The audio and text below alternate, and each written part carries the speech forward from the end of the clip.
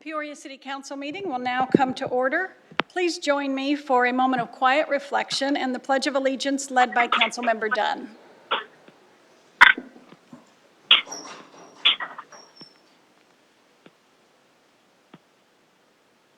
I pledge allegiance to the flag of the United of the States United of America and to the republic for which it stands, one nation, under God, indivisible, with liberty and justice for all. Liberty and justice for all. Thank you. The clerk will please call the roll. Mayor Carlett. Here. Vice Mayor Finn. Here. Councilmember Patena. Here. Councilmember Bensbacher. Here. Councilmember Edwards. Here. Councilmember Hunt. Here. And Councilmember Dunn. Here. Thank you. Good evening and welcome to the Peoria City Council meeting of April 21st, 2020. During these out of the ordinary times, we are again holding a unique council meeting. We have 5 council members joining us via teleconference, 1 council member here with us today, socially distanced, of course. City Hall has been closed to members of the public. And as we strive to maintain our high standards of transparency, public comment on this agenda has been facilitated thanks to a variety of methods and technology platforms. Residents have been encouraged to view the meeting live via Facebook at City of Peoria AZ, YouTube at Digital Peoria, Cox Channel 11, or CenturyLink Channel 8509. Residents with comments or questions regarding items on this agenda may submit them via Facebook or email to cityclerk2@peoriaaz.gov. And individuals on the premises may submit comments by completing a speaker request form provided outside of the City Council chambers, which will then be conveyed by City Clerk. And that has occurred this evening. So the first item on our agenda is the consent agenda. All items listed on the consent agenda are considered to be routine or have been previously reviewed by the City Council and will be enacted by one motion unless a council member requests an item to be removed and considered in the normal sequence on the agenda. Council, are there any items to be removed from consent? Mayor, I'd like to have item 5C pulled just for a presentation.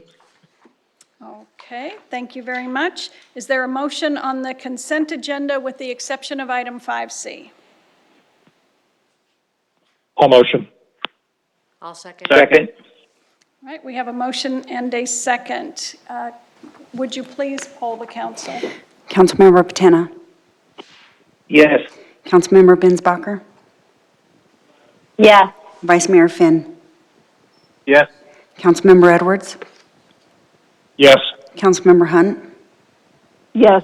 Councilmember Dunn. Yes. And Mayor Carlett. Yes, the consent agenda passes unanimously. And we will now move on to item 5C. Mr. Tyne, may we have a presentation on that? Great, thank you. Yes, this agenda item is the intergovernmental agreement with Maricopa County for our design and construction of Deer Valley Road project from El Mirage to 109th Avenue. And with us, we have Adina Lund, our Development and Engineering Director, who can provide a presentation on this project. Thank you. Good evening. It's nice to see at least 2 of you. I can't wait for the day when we're back to normal. You and me both. So this is the intergovernmental agreement between Maricopa County and the City of Peoria for the Deer Valley Road project from El Mirage Road to 109th Avenue. And as an engineer, I had to have a map in front of me to be able to speak about the project. So I just want to refresh everybody's memory. This project has been around for many, many years, and we had an original agreement with the county in 2013. So the project begins over in the west at El Mirage Road and Williams Drive. Even though it's called Deer Valley Project, it's on the Williams alignment in the county. They will be installing a new signal at that intersection, and then they will be widening the road in the county from El Mirage to 115th Avenue to be 2 lanes in each direction with bike lanes and sidewalks. Also, as part of the project, they will construct a bridge over the Agua Fria River and over the Tesma Road truck route. and that will tie back into Peoria at 109th and Deer Valley Road. We already have our section of Deer Valley that is the 2 lanes in each direction with the bike lanes and the sidewalks. So the purpose of this update is to include the roundabouts. So we did a study after we got public comment, and they're worried about the speeding coming off those bridges into the neighborhoods. So we worked with the county, and there will be a roundabout at 115th and one in the city of Peoria at 109th. This is a little rendering of what it's going to look like. It's very similar to the roundabout at Beardsley Road and 81st Avenue. So right now, if you were in the county, you would be seeing utility relocations happening. We had to relocate a water line at 109th Avenue, and that was completed earlier this year. Once those utility completions are done in the county, they'll be advertising for a contractor to do the work. So we are very, very hopeful that this time we will see the construction beginning in late fall or winter of this year. So this is to update the agreement with the county to include the roundabout, which we are paying for half of the roundabout that is in the city of Peoria. With that, unless you have any questions, I'm asking you to approve the IGA with Maricopa County for the design, utility relocations, construction, et cetera, for the Deer Valley Road project. Council, are there any questions? I have one question. A number of years ago, when the county was originally talking about doing this, we did some sound and traffic mitigation measures on the Deer Valley side, on our side, on Deer Valley Road. Increased the size of some of the fences. We did the study, but it did not show that the walls needed to be raised based on what the sound study showed. So at this point, there's been no raising of the walls. They're similar with what we have on other arterial roadways within the city. We did go in and put a landscape median on Deer Valley Road. We striped the bike lanes, and then we did improvements at the intersection of Deer Valley and Lake Pleasant Parkway so that we would have enough lanes when the project comes through. And we added a signal at 107th and Deer Valley, all in preparation of this project. So that was done almost 5 years ago now because we thought the project was happening much earlier. Yeah. How much traffic are we expecting on this road? I can't remember. I think it's going to be 20,000 vehicles per day to start. Of course, with what's been going on right now, it's hard to know what traffic volumes are going to be in the future if more people continue to telecommute. So it's another thing we'll be watching along with financials in the future. There we go. Maybe everybody will just stay home. So, okay. Is there a motion on this item? Mayor, I'll motion. Second. Second. All right, we have a motion and a second. Would you please poll the council? Councilmember Patin. Yes. Councilmember Binsbacher. Yes. Vice Mayor Finn. Yes. Councilmember Edwards. Yes. Councilmember Hunt. Yes. Councilmember Dunn. Yes. Mayor Carlett. Yes. And can I get a confirmation on who seconded that? I show Vicky Hunt. Was it Vicky Hunt? Who seconded that motion? I did. McKenna has edge. So Councilmember Hunt? Yes. Thank you. Thank you. I think 3 of us did, but I was one of them. All right, and so 5C passes unanimously. We will now move on to new business. Item 9R is budget amendment, financial assistant, Peoria Chamber of Commerce. Mr. Tyne. Great, thank you. And this is a proposed budget amendment for council to consider for support of the Peoria Chamber of Commerce, which is an important strategic partner with the city of Peoria. They work, of course, collaboratively with us to help us attract and retain and support local businesses. So to discuss this more, we have Katie Gregory, our deputy city manager, who oversees economic development. Thank you, Jeff, Mayor, and members of the council.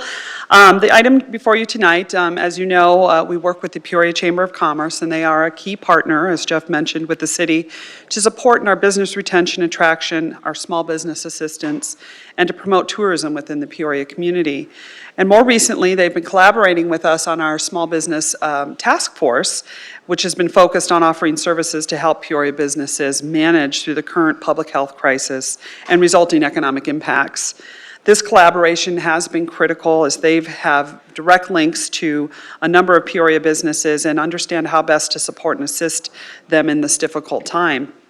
However, they too are feeling the effects of the financial stress related to the COVID-19 pandemic. And many of their revenue-generating events and services have been canceled or are unable to be held due to the federal and state social distancing requirements. And as such, the request before you tonight is to help basically bridge and allow them to continue their operations and do a budget adjustment to provide one-time funding in the amount of $19,200 to help continue their operation at the Chamber of Commerce. And if there's any questions, I'm happy to answer, but that's what this request was for. Thank you. Council, questions? Comments? I have none. Okay, well, I think right now, anything that we can do to help our small businesses is really urgently needed. And I know that our Chamber of Commerce, you know, they are really boots on the ground to be a touchstone for those people, to get them through this critical time for them. So I can't think of a better way, any better organization to support at this time. Mayor, this is Councilmember Hunt. I strongly concur that the chamber is integral now to our recovery as a city, and I would like to move that we appropriate this $19,500 to them as a one-time appropriation. Thank you. Is there a second? I'll second. Okay, we have a motion and a second. Would you please poll the council? Yes. Councilmember Binsbacher. Yes. Vice Mayor Finn. Yes. Councilmember Edwards. Yes. Councilmember Hunt. Yes. Councilmember Dunn. Yes. Mayor Carlick. Yes. And item 9R passes unanimously. Thank you. Now we'll move on to item 10R, which is a minor general plan amendment, Arrowhead RV and Boat Storage northwest of 111th Avenue and Beardsley Road. Mr. Tyne. Great, thank you, Mayor. And Chris Hawkes, our Planning and Community Development Director, will present actually on the next two agenda items, which you'll be seeking approval on minor general plan amendments. And I'll pass it to Mr. Hawkes. Thank you. Great. Well, good evening, Mayor and Council. Before I launch into 10R, I wanted to provide the Council and those that may be watching some overall context tonight. Typically, as you know, the general plan amendments come together with the respective rezone, and tonight we're just considering the general plan amendments. As you know, we have spent the last few years in a public process updating our general plan in stages. Last year's amendment cycle, culminated in November, was the most extensive. As you may recall, we adopted a brand new land use categories, we adopted a new land use map based on those categories, and new goals and policies. All of this work was in preparation for placing the general plan on the ballot for ratification in November. State law requires ratification of the general plan at least every 10 years. So given the schedule, tonight was the last opportunity to consider any final refinements to the general plan before we prepare a final copy and ask you to place it on the ballot on May 19th, next month. So between May and November, we have what is called a blackout period. This means that we're not going to be considering any general plan amendments during that period of time. And the purpose for that is to avoid any, or rather to minimize any voter confusion that may result if we have amendments going when there's also a general plan that's going to be under consideration. So tonight, we're just considering the land use appropriateness. The rezones for Arrowhead and Cali, because I know there is some public interest out there, those will appear on a future agenda. And then when those are ready to be on a future agenda, we'll provide, of course, full notification when those cases are ready. Can we go ahead and put the slides up?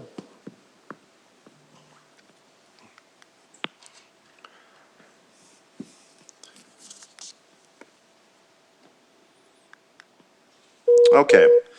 So often when I talk to the public, there's often a misconception between a general plan amendment and a rezone.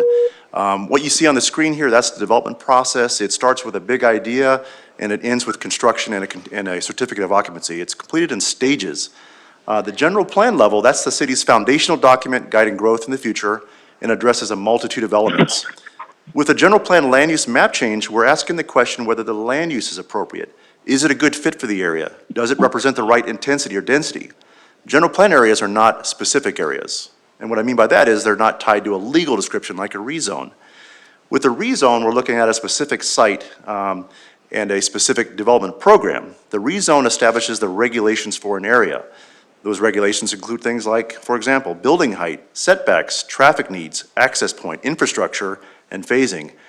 So this is the part of the process where we get into specific attributes of the proposal and we can establish conditions that limit it. So sorry about the long explanation there. I wanted to assuage those that may be watching and have an interest in those two cases I mentioned, that the rezones, again, they'll come forward separately when they're ready, and that will be the time to discuss those specific development details. All right, so now let's go ahead and launch into 10R. The applicant for this item is Jason Morris from Withy Morris on behalf of 2W Holdings. The location of this project is identified on red in the screen. It is generally at the northeast corner of 112th Avenue in Beardsley. This is the home of the former Linden Tree Nursery. The acreage is approximately 21.1 gross acres, nets out to be about 15 net acres.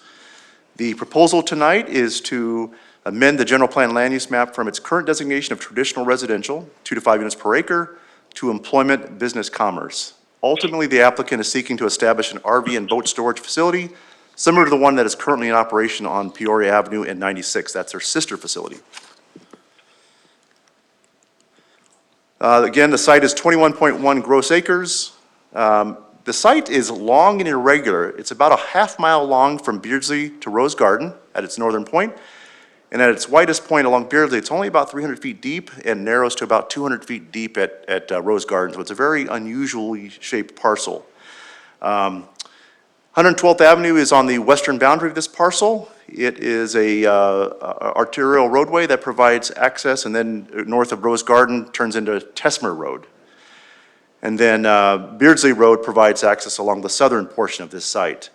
Contextually, south of Beardsley and of the site is the Peoria Beardsley Water Treatment Plant. To the west of the site is a 200-foot overhead power line easement. West of that is the EPCOR Water Treatment Plant, and then further west is a sand and gravel operation. To the north is a sand and gravel operation and some vacant state land.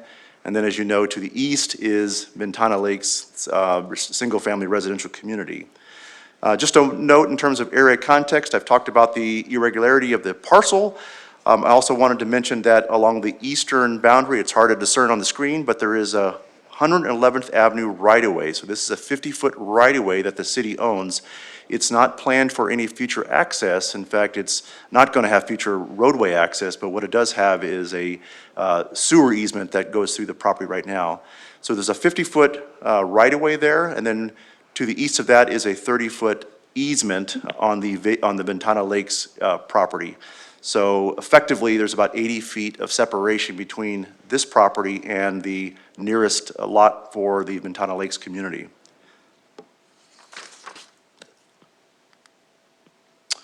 Okay, on the screen, this is the conceptual site plan. Again, we'll work out the specific details as we move into the rezone and during the subsequent site plan. Just to orientate you on the screen, Beardsley is on the left-hand side, and Rose Garden is on the right-hand side, so north is on the right-hand side here. The proposal is, the ultimate plan is for a combination of enclosed, covered, and uncovered RV and boat spaces, a total of 320,000 square feet of space. This is a gated, controlled access facility. The main access point would be at Beardsley with emergency-only access at Rose Garden Lane. The existing nursery retail building, which is at Beardsley Road, that would be repurposed to be the facility's main office. This is proposed as a 24-hour operation with security features, including a security monitoring system and a 24-hour on-site security that would be housed at the repurposed main office.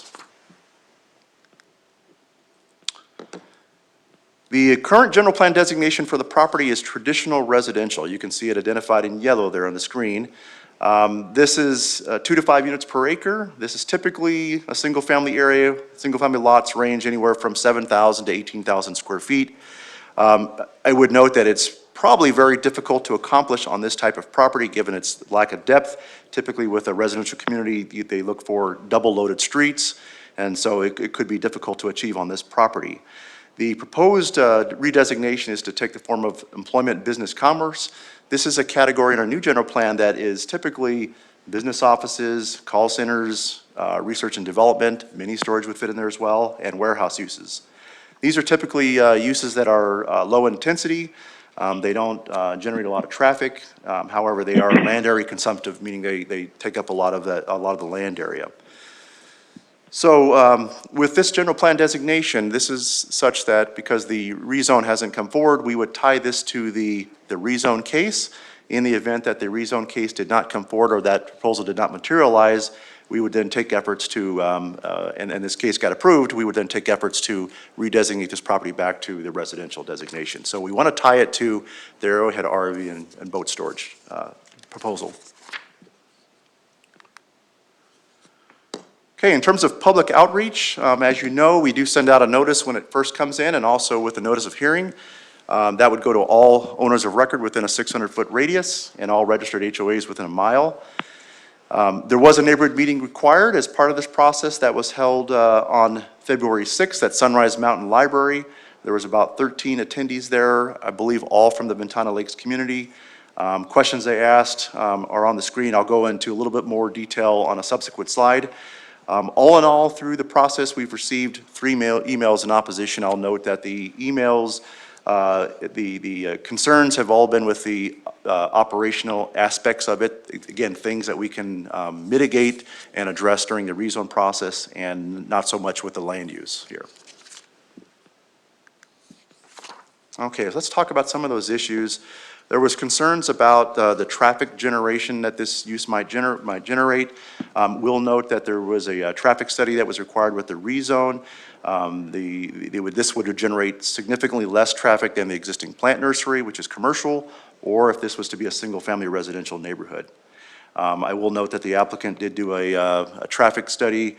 I looked at traffic patterns during a major holiday weekend at their other facility, and they generated 3 trips between 10 p.m. and 6 a.m. And so that's one of the areas of concern is there going to be traffic during those hours at night when people are sleeping. There are also concerns about hours of operation and security. Again, this is a 24-hour operation as proposed. There will be an on-site security guard, and it will be fully gated. There were concerns about lighting, and particularly light trespass. I will note that the city does have a dark sky ordinance. We do require all light to be shielded and located down, and we require that there be no light trespass beyond the property line. And also, as I mentioned earlier, there is an 80-foot separation between this site and the nearest lot line of the Ventana Lakes community. There are also concerns about odor, particularly people expressed some displeasure with the existing EPCOR facility that's already out there, about odor issues there, and they were concerned with potentially dumping issues, or I should say the dumping station compounding the odor issues. Any dumping station, the applicants indicated, will be centralized within the site, and so they'll address that through the rezone. There was also concerns about improper use of the facility and dumping. All customers would be required to sign a rules and regulation agreement. This prohibits loud music, this prohibits dumping of trash, no sleeping in RVs, and other types of nuisance concerns. And then there was a concern about unsightly, what the view would be with this facility in place with the surrounding area. So again, we're gonna further address and mitigate those issues during the subsequent rezone. There's already been discussions afoot with residents in those cases. This item went to the Planning and Zoning Commission for a public hearing on April 9, and this was again for only the general plan amendment only. We did receive 2 emails that we read into the record during the Planning and Zoning Commission meeting. Ultimately, the commission felt that this was a good use, a good transitional use for this site, and they did vote 7-0 to recommend approval to the council. What were the key findings? Findings were that this type of facility provides a what we call context-sensitive development. It provides for an appropriate land use transition given what's out there, some of the more intense uses to the west and south. Reduces acreage that's designated for single family. And again, as I mentioned earlier, this amendment would only be tied to the Arrowhead RV and boat storage facility, and we believe concerns can be addressed and mitigated through the rezone application. And with that, Mayor and Council, the Recommendation tonight is to approve a resolution to approve an amendment to the general plan land use map, redesignating the site from traditional residential to employment, business, commerce. And I'll note the applicant is here, and with that, I can take any questions. Thank you. Council, do you have any questions or comments? No. I do not. Okay. Nope. I have a comment. Councilmember Dunn? So I've taken a look at this too, and, one of the things, with the residential being there, I think this is also a good fit because, there is not gonna be a lot of noise, with parked vehicles as opposed to multiple residential units being in there, and it is a kind of a hard use, to fill. So, I like it. That's the only comment I wanted to make. Thank you. Okay, so there already has been a public meeting. Mayor, Council. Mayor, this is Councilman Edwards. I have a Yes. question. Please, go ahead. I'd like to ask the applicant a question or two. Okay. Could you please state your name? Certainly. Mayor, council members, for the record, my name is Jason Morris with the Morris 2525 East Arizona Biltmore Circle. Mayor, Councilmember Edwards, I'd be happy to answer any questions. And I'd like to thank Mr. Hawkes. We have a complete presentation.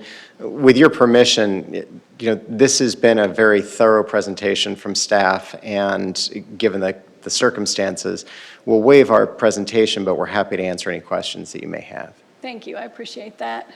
Go ahead, Councilmember Edwards. Thank you, Mayor. Jason, I appreciate you taking the time and going out and talking to residents during this meeting. My only concern is with the current pandemic situation, when do you expect to have this process move forward to where you're going to have another public meeting? Because I did go out and talk to about 30 residents that line the property, and for the most part, most of them are in favor of it, but there are some concerns, and I think those were noted during the P&Z meeting. I just want to make sure that the residents that do still have questions get their questions answered as face-to-face as much as possible, noting that, the current situations. I just want to make sure that everybody has an opportunity to have their concerns addressed. Thank you, Councilman Edwards. Mayor, Councilmember Dunn, in this instance, we're a little bit hamstrung with our typical ability to go out, and I can say, fortunately, the HOA for Ventana Lakes has been very accommodating and gave us their time prior to this quarantine period, and we were able to sit down with them, and then we had a successful follow-up meeting at the library. What we've committed is to follow back up with both the board and residents who live on what is the western boundary of this property. My thought is, typically what we've been doing for the last month are virtual neighborhood meetings, and some of those have been quite successful. But that's also, to some degree, difficult, depending upon your familiarity with computers and virtual meetings. So in this instance, I will reach out to the HOA, and we will offer a virtual meeting. And in lieu of that, if people don't want to take advantage of a virtual meeting, we'll do individual calls with residents on that eastern boundary so that we've answered their questions. And although we're talking about the general plan tonight, the applicant's fully aware that we have some work to do to make sure that people are comfortable and understand how this will operate, both from a traffic perspective and also just the day-to-day operation. So that will be our goal before we come back for a zoning case. So will the public... And I appreciate that. I want to make sure, like I said, that everybody is as comfortable as possible voicing their concerns, and maybe just sending either letters to the people that attended the meetings. Well, Councilmember Edwards, if I can just follow up on that. So you're going to have another public process that's going to happen with the zoning, with the whole zoning process, right? Yes, ma'am. So that's going to have to Correct. kind of start again and touch those same people again. I know that there is a concern about the car lights coming at late hours. Right. I mean, I think first of all, I do concur with Councilmember Dunn. I think, this piece of land, I'm not sure it could be used for anything else. Well, maybe mini storage, of course, but I think this is a great use for it. But that is a retirement community. Those people bought those homes probably to have a nice, quiet, peaceful quality of life forever, till the end. And so, we want to make sure that they can continue to have that. So if hours of operation or if lighting or noise concerns are an issue, I hope that you're prepared to do whatever you can to mitigate those. Absolutely, Mayor. Okay, thank you. Thank you. And thanks for an opportunity to wear a tie. Councilmember Edwards, I don't know if you're watching this on Facebook Live, but he sat down. So if you have any other questions, I'm sure he's happy to come back to that podium. No, I'm good, Mayor, and with that, I would motion that we approve 10R for approval. I second it. Thank you. We have a motion and a second. Clerk, please poll the council. Councilmember Patana. Yes. Councilmember Binsbacher. Yes. Vice Mayor Finn. Yes. Councilmember Edwards. Yes. Councilmember Hunt. Yes. Councilmember Dunn. Yes. Mayor Carlet. Yes. And 10R passes unanimously. Thank you. All right, now we'll move on to 11R, which is another minor general plan amendment. This is the Cowley property southwest of Ridgeline Road and Dysart Road. Mr. Tyne. Great, thank you, Mr. August. Thank you. Great. Mayor and council, this is item 11R. The applicant for this case is Susan Dimmitt, and she's coming in now. And she's with Gamage and Burnham, and she's representing Mattamy Homes. The location of the property is identified in red on the screen. It consists of 3 parcels. It is generally southwest corner of Ridgeline Road and Dysart Road. It's approximately 280 acres in size. The proposal this evening would be to modify the general plan land use map, and specifically what that would be to increase the amount of land designated for park open space and decrease the amount of land for traditional residential. Ultimately, the developer is seeking to construct a single-family residential community of up to 838 single-family residential homes. Okay, the requested action, this is a slight modification to the general plan land use as it pertains to this property. So if you look at the screen, on the left is what the existing general plan map looks like, and to the right is what's proposed. What you see in green, that is park open space that substantially aligns with natural areas, wash corridors, hillside areas, and the yellow, that's the single-family residential category. The property has 2 designations, again, the green with the park open space and the yellow with the single-family residential. There is no land use change designation to this property. As you know, every property in the city has a general plan land use designation. Going back decades, when this site was brought into the Peoria planning area, this property has always been designated single-family residential and park open space. However, through the subsequent rezone action, we now have better topographical information, and we have better site engineering information. So this request pertains to better align the park open space with these natural features and the development plan. So the result is actually an increase in the land for park open space and then a corresponding decrease in land for traditional residential. That's pretty much it in terms of the request. A little bit about the site and area context. South of the property, or I should mention, let me just back up a little bit. This area is a pocket of private land that's west of Trilogy and west of the Vistancia area. And then the vast area to the west, north and south of it is all land owned by the State Land Department.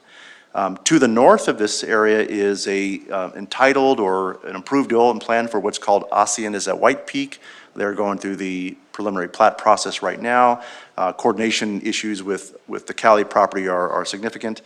And then to the east, as you know, are existing single-family residential areas. So when we get into the rezone application, there are a lot of things that we have to look at. We have to look at the infrastructure requirements. This is a large area. It's going to take place over phases.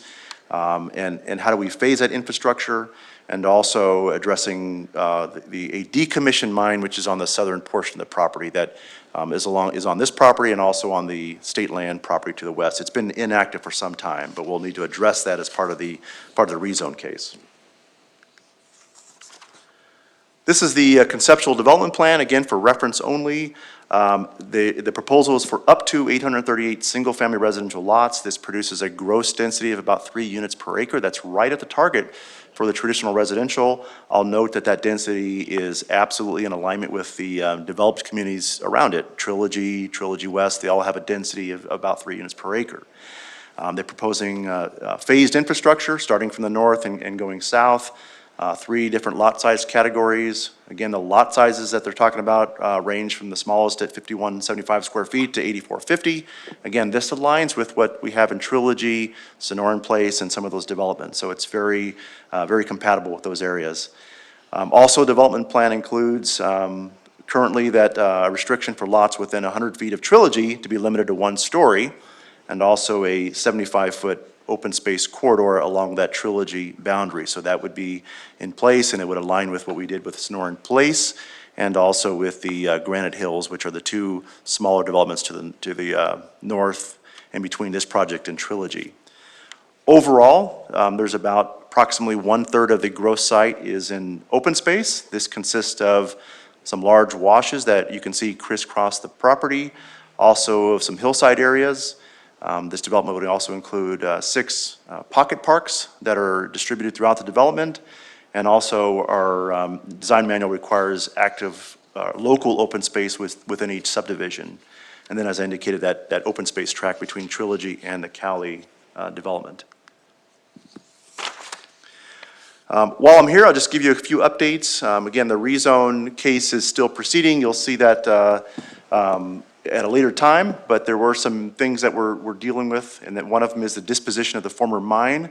As I indicated, a portion of that mine is on this property and on state land. So right now, the applicant is working through the Arizona State Mine Inspector to address how that mine condition can be mitigated and secured from a safety standpoint, which includes things like fencing and securing the fencing and making sure that's monitored, along with knocking down walls. So that, they're in active discussions with that, and we're awaiting a conclusion and an agreement on that before we bring it forward. And then on the other thing was the school district. I am reporting that the developer, they have entered into a voluntary assistance agreement with the district. So when the rezone case comes forward, we'll report that as well to you. So what is our analysis of this general plan change? Again, as I mentioned, there is no change in land use designation of the property. This amendment better aligns the property with the natural features and the development plan. Again, we're seeing an increase in park open space, which is always a good thing, right? It's overall improvement to the general plan land use map. And as I mentioned, we can address any development-specific concerns with the forthcoming rezone. Again, when that date is determined, we'll re-notify all of the public within the radius area. Public outreach, and this is with both the general plan and the rezone that was sent to all property owners within a 1/4 mile radius and all registered HOAs within a 1 mile radius. There was a neighborhood meeting held for both cases at Vistancia Elementary School on August 7th, 2019. We had 31 attendees there, and a number of issues came up that I'll address in a second. Again, as I just mentioned with the school district issue, last month, or 2 months ago rather, they did enter into that voluntary assistance agreement that I mentioned. The Planning and Zoning Commission held a public hearing on January 16th. That was pre-COVID, so at that time we held it for both the general plan and the rezone. There were 8 speakers in opposition to the development. I should mention that all speakers were from the Trilogy community. Some of the concerns they had were about the impact on roads in the area and general congestion that they believed. Timing of the development. There was questions and inquiries about the disposition of the mine. Impact on schools, impact on water facilities in the portfolio, animal displacement. There were concerns about lighting in the area around it, whether this would be 1 story or 2 story. And as I mentioned, we'll address those during the rezone case. We believe we've already identified a development plan standards that address many or most of those items, but we'll talk about that as this item comes back to council. Ultimately, the commission voted 6-1 to recommend approval for both cases. So the findings for that night were that as I indicated, the overall gross density, it's 3 units per acre. That does fall within the range for traditional residential. It does align and is compatible with the surrounding area. As I mentioned, this does not change the land use designations on the property, and it better aligns the designations with the natural features and an overall improvement. So Mayor and Council, with that, the recommendation tonight is to approve the resolution to approve an amendment to the general plan land use map, increasing the land for park open space and reducing the land for traditional residential. Applicant is here, and with that, I can take any questions. Thank you. Council, do you have any questions, comments? Mayor, this is Bridget. I have a comment and a question. Go ahead. For Chris Hawkes or for the? For Chris, yes. applicant? Okay, go ahead. So is this a modification, this land use modification, is this tied to the rezone? So if for some reason that doesn't happen, this doesn't happen, this reverts back? Mayor, Councilmember Bensbacher, good question. I see this one a little, it could be tied, but I see this one a little differently in that the land use designations aren't changing on the property, and what all this amendment is doing is better aligning what's already out there in the field today with the land use designations. We certainly could tie it, but I think it's a better representation of what's out in the field today. Okay, I'm glad to hear that because I agree. And I also wanted to thank you for taking the time to offer the explanation about the fact that this is a modification of land use and not the rezone. I think that's really important for residents to understand, or anyone that might be watching to understand that this is a modification of the land use and it is an improvement. So with that, I'm ready to make a motion to approve 11R. Okay, before you do, we do have a speaker request form, and it is for the applicant, and it says if needed. So would you care to speak? No. Okay. All right, then we have a motion. If there's no further comments, do we have a second? Second. All right, we have a motion and a second. Would you please poll the council? Councilmember Patena. Yes. Councilmember Bensbacher. Yes. Vice Mayor Finn. Yes. Councilmember Edwards. Yes. Councilmember Hunt. Yes. Councilmember Dunn. Yes. Mayor Carlett. Yes. And item 11R passes unanimously. Thank you.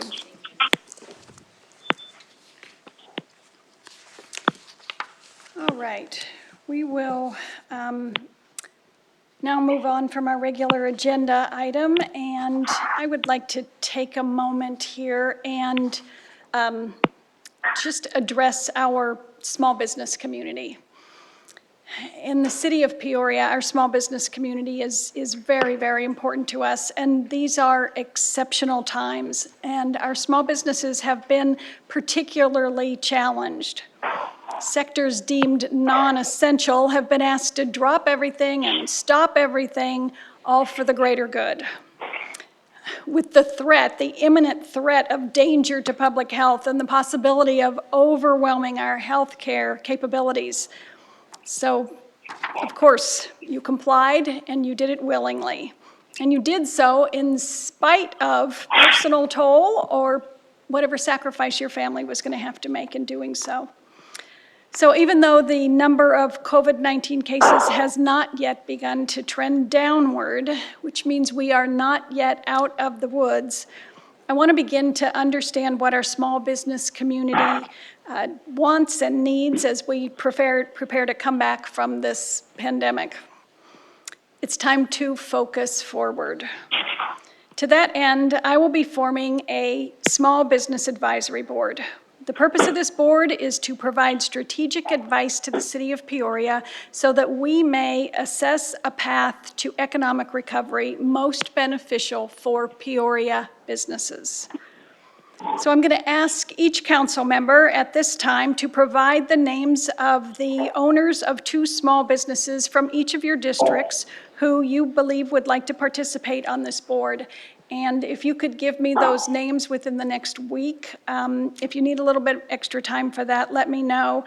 But I would like to get this started as soon as we can. And as soon as we get that board assembled, we can supply them with more details on when and where those meetings will be held. Working together, along with our small business community, we will determine the steps that prioritize the physical and economic health of our community. And we appreciate your help. We appreciate anyone who wants to be on this board and the advice that you can give us so that we can make sure that we are doing all that we can to help our small business community. And I look forward to getting that started and focusing forward from now on. So having said that, I will move on to reports from our city manager. Mr. Tyne. Thank you, Mayor, and thank you, Council. And as previously done in the last few meetings, I feel it's really important to dedicate the time today to really talk about the current conditions that we're seeing as a result of the COVID-19 public health epidemic that is going on. And so we wanted to talk a little bit more and remind the public that's there that this city is trying as hard as they can to adjust to the changing needs of not only our residents, but as the mayor had mentioned, to our business community. And what a great example that Focus Forward is to that is the need to move promptly to the changing conditions, which we see coming even here in the next week. So what we wanted to do today is just talk a little bit, allow for our deputy city managers to discuss a little bit about how the organization is pivoting to adjust to the needs of our residents and businesses. So with that, we have 3 different individuals. First, I believe we'll have Andy Granger that will speak first to just the current environment with our operations and specifically public safety. Thank you, Mayor and Council. As Jeff mentioned, I'd like to give you just a quick report on the impacts of COVID-19 on the operations of our police and our fire medical departments. I'm happy to report that those impacts we've been able to overcome those impacts over the last month since we've started to experience the COVID-19 pandemic here in Peoria. And our operations are running very smoothly in both police and fire medical. In fire medical, overall calls have remained steady. We did activate a 2-person low acuity unit last week to help address our COVID-19 potential cases. What that does is it reduces the potential exposure of our firefighters when we use a 2-person crew versus a 4-man crew. So that's been very effective. It also reduces the amount of PPE that we're required to use when we go on those calls. So far that's been very effective, and we'll continue to utilize that as we have high calls as far as COVID-19 related cases are concerned. We are currently seeing between 3 and 9 COVID-19 related calls on average per day, with a high of 11 calls on April 11th, which we experienced. Overall, we have responded to 165 COVID-19 related calls over the past month. Of the related calls, 26 patients were confirmed positive, 35 confirmed negative, and 104 patients were unconfirmed, which means they're either waiting on a test or they weren't tested. As far as our firefighters are concerned, we have enough PPE masks for the next 2 months, the N95 masks, so we've got an adequate supply to equip our firefighters. We have 1 week of supply on gowns and eye protection, but we have orders in from companies for more, and we are working with Phoenix Fire to acquire more also. They're acting as a central point of contact for PPE equipment also. And I'm happy to report that we haven't had a firefighter test positive for the COVID-19 virus to date, and we have only 2 firefighters right now that are self-quarantining, and that's for conservative purposes that they may have been in contact with somebody that potentially had the COVID-19 virus. So that's all good news on the fire medical side. As far as police is concerned, a benefit in a trying time, Part 1 crimes have decreased rather significantly over the last month, with an overall total decrease of over 48% in property crimes. The biggest reduction was in property theft and in vehicle theft that was over 50% in those two areas. Traffic stops have gone down over 62%, as you can imagine, with less traffic on the streets. Overall calls for service have also decreased 23%. As you can guess, residential alarms with people staying at home and for false alarms and vehicle accidents have gone down significantly, over 40% in both of those areas. And what does that mean? That means that our police officers on the street have more time for community policing to prevent further crime in our city, as well as to patrol our parks and our open spaces and other areas to ensure that our citizens are providing the appropriate amount of social distancing as required by the federal government. Again, we have had minimal impacts to our officers also as far as COVID-19 related cases are concerned. We only have 2 officers that are also self-quarantining across our whole police department, which is a rather good number also as far as minimizing the impacts that we have as far as COVID-19 is concerned. So I'm happy to report both departments are running very efficiently right now with benefits in both departments. Wow. Thank you. Well, that's really good news. Council, do you have any questions or comments before we move on from public safety? No. Councilmember Den? Yeah, that is really amazingly good news, and I'm very happy to hear that that everybody is safe, that they have all the equipment that they need, and that for the most part, crimes are down with PD. Now, calls for in fire, are those up? Sounds like we are making a lot of calls on people who could have some kind of a virus. Calls are steady, although calls for the COVID-19 virus are up from the beginning of the month to the end of the month. Okay. Yes. And our people are staying safe. That's And the low acuity unit is providing benefit in minimizing the exposure to those firefighters. Yes. great news. Thank you for that. Thank you, Mayor. And yes, obviously, we're very proud of all of our first responders, and certainly kudos to our leadership, our command staff, who have shown themselves to be so prepared and help maintain the morale during this kind of awkward time. In addition, we are really focused on providing assistance to our residents who have different types of social needs and have different social conditions than ever before. Public health issues that affect those that are most vulnerable, and in addition, trying to offer support to those that are affected by the economic conditions. So with that, Eric Strunk can talk a little bit about our approach to social and human services during this time.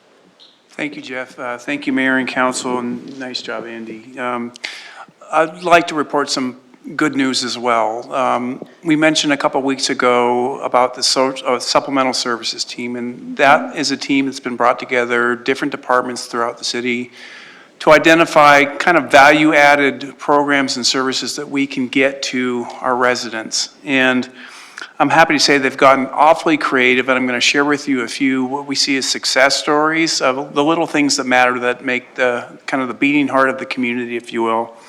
The Parks and Recreation Department, I mentioned the last time they were working on a few things. Well, they've delivered big time. They've gone kind of virtual. You know, as we all know, the amenities in the parks have been shut down. They've been out with signage and educating those that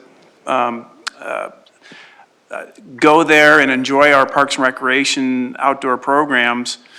However, we have members that are in youth leagues, that are in the fitness center at Rio Vista and so on. We've been able to connect with them virtually. And for example, at Rio Vista, we've sent all the membership the link to 8 workouts we filmed, and people are viewing those. And it's a nice little way of saying, hey, we know we're down, we know we're out, but stay healthy. We're looking forward to opening back up. The library has done the same thing. They've been closed since the start of this as well. They've now filmed 10 story times. Those are on their website. They're also on the Enhanced City website.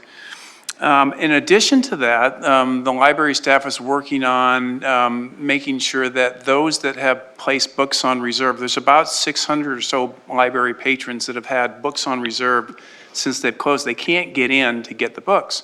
So we're trying to figure out how we can do kind of a curbside pickup very safely. And we see signs of that occurring within the next week or so. So that's a very good thing. And it's just a little note to our residents saying we're still here and we're still providing these services to you. Another neat thing, the aquatic staff, as you know, the pools aren't open. We're still kind of looking at the aquatic season. We'll make a call on that here in the next couple weeks. They've gotten together and filmed, of all things, some bathtub water safety for parents. And they've messaged those out. And again, it's not the same as getting a lesson in one of our pools, but it's that little nuance that shows that they care and they're trying to do what they can to bring a human touch to some of our residents. Volunteer youth coaches. 26 of the youth coaches have kind of gotten together and they've agreed they're going to do 2 to 3 minute skill teaching videos for those that were in the youth program leagues. They may not be able to be there as a team, or they may not be able to sign up, but there's a lot of good information that they can learn from virtually, and the coaches are volunteering to do that. They're volunteers to begin with. They're taking the extra step and they're going to do that. Another quick thing, last time we mentioned a hotline. If you are a resident or you have a specific need or you just need to get in touch with someone, we talked about creating a hotline. We did do just that. We've implemented that. It went live last Tuesday. And so far, a lot of the calls that we're getting, there are some in the social services area. We're getting a lot on parks, which is fine. We know we're going to get that. We had a very nice response when we asked our department heads, what are the common questions you may receive from the public? We've got all that. We can answer those phone calls. But we're seeing signs of that upticking as well. We've also managed to redeploy kind of 5 of our employees to answer the phone through the duration of the concern. So again, it's that touch out, it's being there for our residents. The other neat thing, we've been doing grab and go events in our parks. We've had a number of small business owners, food vendors, if you will, restaurateurs that said, hey, we'd like to give back. This past weekend at Windrose Park, Biscuits Cafe gave out 400 hot meals. We're going to have another function at Country Meadows Park this weekend, and Bubba's 33 in P83 is going to have a pizza party. So we're looking forward to that. That will be kind of the 11 to 1 time frame. We also continue to reach out and call those. I mentioned last time we have a list of individuals, whether they're seniors, they have used one of our services in the past. We're calling out, we're touching in, we're doing welfare checks. We're about 61% through that, so we've got a little bit more calling to do. We're going to continue that, and once we get done, our opportunity is we're going to pick up the phone and call them again, see how they're doing. So that's ongoing. A couple other really quick things here. The Youth Advisory Board, it's very timely. You mentioned small business relief assistance and that endeavor. With that though, some may close. There'll be pressures, domestic pressures, unemployment causes social ills. And one of the things the Youth Advisory Board is focusing on is a proclamation coming up next month to proclaim it Mental Health Month. And they are in the process of filming what will hopefully be a nice presentation to council, again on the TV, the next meeting, proclaiming it Mental Health Month. And Mayor, I believe you're going to help out with that as well. Yes. They are still active, they are still working. They had a virtual meeting last week as well, so it was kind of neat to see that.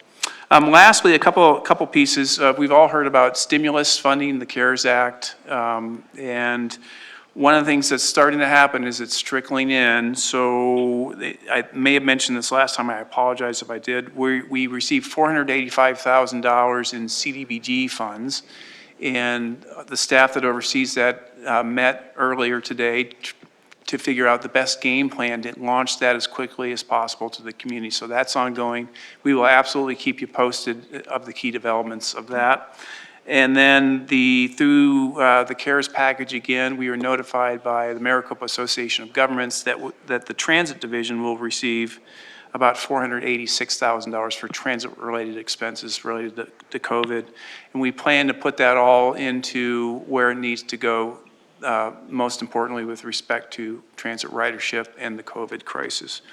Finally, kind of a neat thing, I think it was last week, the governor issued a proclamation saying, hey, can the cities light up their city halls with blue light? We managed to turn that around in record time. Another neat little nuance that I think only Peoria can do, and I think it's icing on the cake, is the Blooming Spire up at Four Corners, Happy Valley, and Lake Pleasant Parkway. That will be blue lit beginning this Thursday. So the more we can thank our healthcare professionals with what we have, the happier and the more pleased we are to show that support. So a lot going on, a great internal team, and there's more to come as we continue going down the road here. Thank you. It's pretty incredible to be able to do so much human touch when we can't really touch. Right. I mean, that's amazing. Eric, do you have that hotline number? Yes, I sure do. Let me find it here. It is, thank you, Mayor. It is 623-773-7770. Okay, 623-773-7770. Correct. And anyone can call that. Correct, yep. And get some help in any kind of social services. We'll get you to that the they right might spot. need. Yep. And that's Monday through Friday, 8 to 5. And we're actively monitoring that. Our pledge is to get back to you within 24 hours. Wow, that's Hopefully it'll great. be right there, right then, but Yeah. 24 hours. That's wonderful. Yeah. Council, do you have any comments or questions? That's because they just love it. So thank you very much. Thank you, Mayor. I really appreciate everything that you're doing for all of our people, especially the ones who are the most vulnerable right now. Yes. Thank you. One last item to remind our residents and our businesses is something that Mayor Carlett had just mentioned, which is our small businesses are indeed feeling the brunt of this economic downturn at this point. I think that was something that the city recognized very early was going to be the case. And as a result, we are fortunate that under Deputy City Manager Katie Gregory and working in conjunction with our partners at the Chamber and Peoria Ford and the Small Business Development Council, moved fast to come up with a small business assistance program. And Katie can provide the latest staggering numbers on that. Sure, happy to do that. Thank you, Mayor, members of the council. I feel like I should channel Sonia here and say, let me tell you some of the bad news, but there's good news to follow behind that. We know in reaching over 2,000 of our small businesses in Peoria now, we know that there are definitely some challenges that are out there that are in some cases going to be difficult to overcome for some of our small businesses. Things related to cash flow and the access to money that they need in order to keep their programs or their services and their retail presence alive. Marketing, trying to figure out how do I let people know that I'm still here and I'm still trying to make things work. Struggling with some of their marketing pieces. Many of them have already made those pivots that they needed to make in order to get an online presence or change the way that they were doing business. But at the same time, how do people know that we're still here and we're still trying, and how do we push those initiatives forward to, and how can we help them push the initiatives forward for people to continue to, support them in the ways that we all want them to be supported, because we want them to survive and remain here in the city.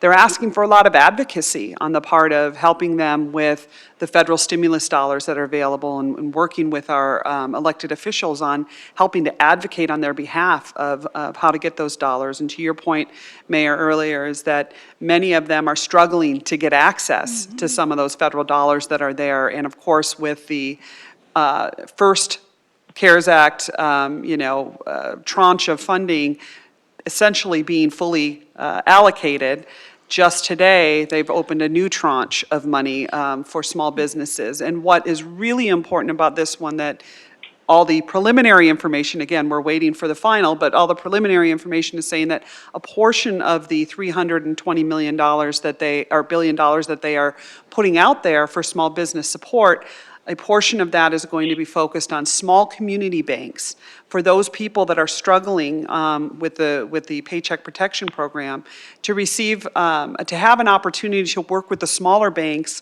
who need those smaller amounts. Much of that Paycheck Protection Program funding, went to the larger banks because they were the ones, and big tranches of money were going out, but it's those small businesses that need maybe 20,000 or some small dollar amounts, and they're struggling to get it because banks are interested in lending to the big businesses, right? The ones that they have a relationship with, and some of these small businesses don't have that. So I'm really happy to see that in this next stimulus bill, that they're going to focus a portion of that money to those smaller community banks that can help. What I see is our mom and pops, the ones who really, don't have necessarily all that access. So that's important. We are hearing, and this is an interesting concept, but it's out there, is that for some of our service industry small businesses that have customer service type functions, like our restaurants and maybe some of our other retail establishments, there is a draw for unemployment over employment, because there's actually, the unemployment benefits are slightly better than some minimum wage positions that are out there, and it's more advantageous. We understand that, and that's going to make it a challenge when they're trying to ramp back up, which is their next concern. Is there's going to be a time soon, we hope, that they can ramp back up. And then they need employees, and they need people to come back to work.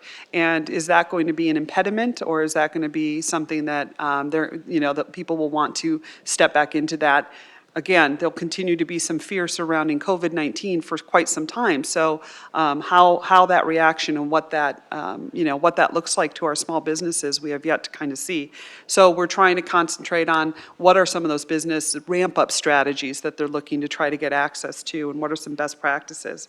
But the good news on the other side is that the efforts that we've made not only has given us some great information about what businesses need, but we've had touch points with businesses, over 2,000 businesses, over 300 hours of staff time, another 100 hours of volunteer time between our Peoria Met students, between our Peoria Forward, our SBDC, and our chamber. I mean, we've had so many points of contact that I think, if nothing else, I hope that all of our small businesses recognize how important they are to not just the city of Peoria, but to our overall community. And their success is all of our success. We've had over 200 follow-up calls that came, so about 10% of those calls resulted in us doing more what I'd call deeper dives and follow-up calls. And they, again, are all of those things that I talked about are the kinds of things that are on their mind and that they want help with. We've had some successes in hearing from the Peoria clients who have been working with our Small Business Development Center. Today, we got a report that those who have reported back, and that's not all of them, but those who have reported back have reported about $1.3 million has been received in the Paycheck Protection Program. That's great. There's much more need out there, but that's an exciting number to start with, and we know that those are just the ones that are reporting back. And our estimate right now is that on a typical, through our SBD center, more than 50% of the clients that have come through there are all new clients, ones that have never either needed to or or knew about our Small Business Development Center. So now there's 50% more clients, and that's approximately 50 or so clients that are new to the Peoria Small Business Development Center, which is great because that is a resource, and it's a resource that's going to be here long-term, not just in the short term. And we're the only city that has this resource that we contract with. So that's just for Peoria businesses. So we're very excited about that. We have also heard that some businesses are beginning to receive what they call the emergency relief grants, which was that first piece of the loan programs that the Small Business Administration put out. We haven't heard of anybody in Peoria receiving the actual loan, getting the loan yet, but those small business grants, those relief grants are starting to come in, which is a good indication that that next piece will be following. And we also are still encouraging, even though many businesses are frustrated, right? They're frustrated with the way the funding is rolled out and how hard it is in many cases for them to get the funding through banks or even working through the Small Business Administration's portal, that they do need to continue. With this new tranche of money coming in, there will be some additional funding. So don't give up, continue to push forward with that. It's a streamlined process, and hopefully we can help you kind of keep moving in that direction. The task force is working to explore additional support opportunities for our businesses, and really we're focused right now on what kinds of, there's a need for some promotion of, through our Second Saturdays event. Many of our businesses are looking for ways to get their message out, and we are going to be opening up as part of our Second Saturday, which may be Second Saturday and Sunday potentially, if we get enough people that want to reach out, to create a promotional video. It can be very simple. It doesn't require, a lot. Do it on your phone, send it in. And we'll have an outlet or a place for some of those promotional items to be shared on a broader scale through our Facebook and all of our social media. So I think that that's a really good opportunity there. That will be coming out towards the end of next week. Hopefully we'll have those, the opportunities and the way in which you're supposed to be doing that coming out. We're also working with our Peoria Met students to engage in what we call catalyst actions. These are the kids that really understand kind of the social media world, which seems to be the digital world, which everything's virtual now, right? Because we're in this situation. And so they're going to start creating some catalyst actions that are going to be, hey, if you've got a favorite small business, if you've got a favorite restaurant, if you've got some of these favorite things, do the Yelp review. Go out there and tell them how great they are. Go out there and look for buying, see if you can convince people to go and purchase those gift cards ahead of time. Maybe do some pre-purchasing of a service. It's going to be Mother's Day and Father's Day and all these other things coming up. Go out there and purchase some of those things now for those future events, just to keep that cash flow coming. That's really important. And then also, we're looking to possibly create what we call, a gift card challenge or complete. We've seen a lot of examples of gift card challenges, or to complete a bingo sheet, or to work with a passport or something along that line, to really encourage those who can to reach out and try to help support our small business.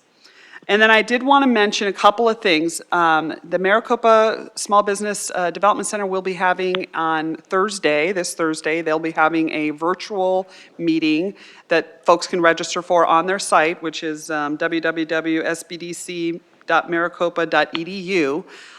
It's an hour, and there'll be some experts there who are going to be talking about the federal funding and the loan program, and have an opportunity for some Q&As as well. It'll be a moderated event. And then Eric, that guy over there, he just handed me this. So Goodwill is also having a virtual job fair coming up, and that's going to be on April 29th from 10 to 1:30.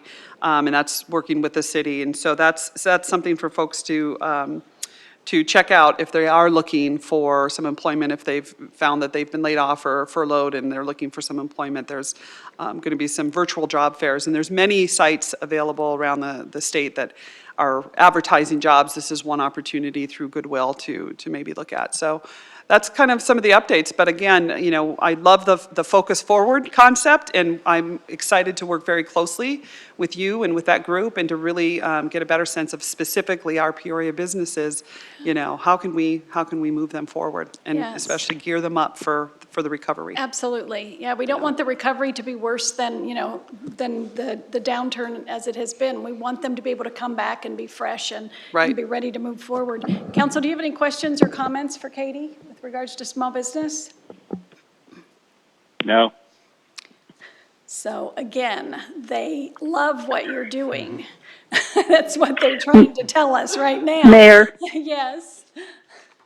I just want to say to all three of our DCMs, I have felt so uplifted during your three presentations.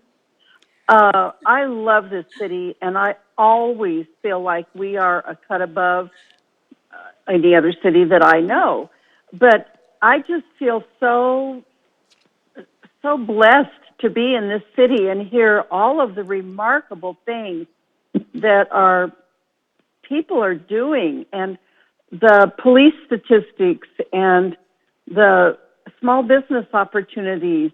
And these three reports were just amazing, how people are coming together, continuing to work, not sitting home feeling sorry for ourselves, but really getting to work and see the light at the end of the tunnel. I just think it's going to be a very bright future for us. And Mayor, I'm tickled to death that you're going to have your group, your focus group, where you bring in the small business owners. They're the ones that know what they need, and they're also very bright, and I think are going to be able to give some really good ideas for moving all of our businesses forward. So kudos to all of you. Sincerely, thank you so much for the extra effort that you're putting in. Thank you for those comments, and I completely agree with Councilmember Hunt. I think that you guys are doing exceptional work over and above what anybody might have expected from the bureaucracy of government. No, I mean, we are absolutely acting in the opposite capacity of a bureaucracy, trying to touch everyone that we can and offer advice and help and service in any way possible. So thank you, all of you. We really appreciate it. Thank you. Great, thank you, Mayor. I appreciate that. And just a call out to our City of Peoria employees, because it's exactly as the mayor had said, it's a different mindset with this employee group. They are adjusting to the conditions, they are adapting. It is so impressive to watch it in action, so thank you. Thank you. And with that, we are adjourned.